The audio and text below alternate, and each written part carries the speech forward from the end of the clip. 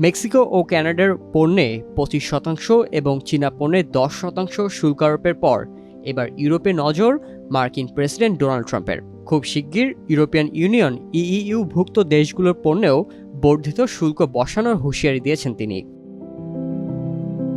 ট্রাম্পের মতে আমাদের সঙ্গে ভীষণভাবে অন্যায় করেছে ইউরোপ, তাদের পণ্যে শুল্ক বসাবো এটা নিশ্চিত, তবে ঠিক কবে থেকে এটি কার্যকর হতে পারে তা স্পষ্ট করেননি মার্কিন প্রেসিডেন্ট।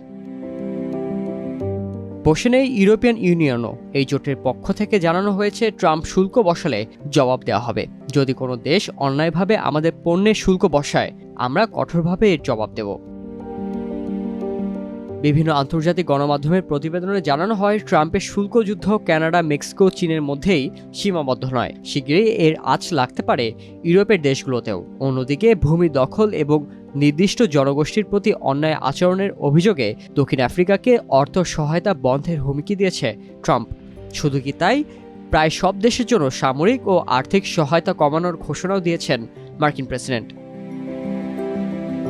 তিনি স্বীকার করেছেন বর্ধিত শুল্ক আরোপের ফলে যুক্তরাষ্ট্রের বাসিন্দারা অর্থনৈতিক চাপে পড়বে, তবে এটি সাময়িক এবং দেশের স্বার্থে এটি জরুরি। ট্যারিফ কখনো বন্ধ হওয়া উচিত ছিল না। যারা আমেরিকাকে ভালোবাসে তারা এই ট্যারিফের পক্ষে থাকবে।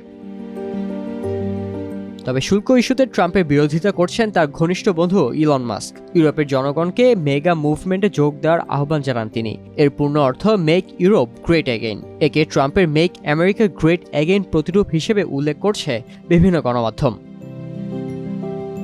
ট্রাম্পের বর্ধিত শুল্কের প্রতিবাদে প্রতিশোধমূলক শুল্ক আরোপের ঘোষণা দিয়েছে কানাডা ও মেক্সিকো, আর ট্যারিফের বিরুদ্ধে বিশ্ব বাণিজ্য সংস্থায় অভিযোগের পরিকল্পনা করছে চীন।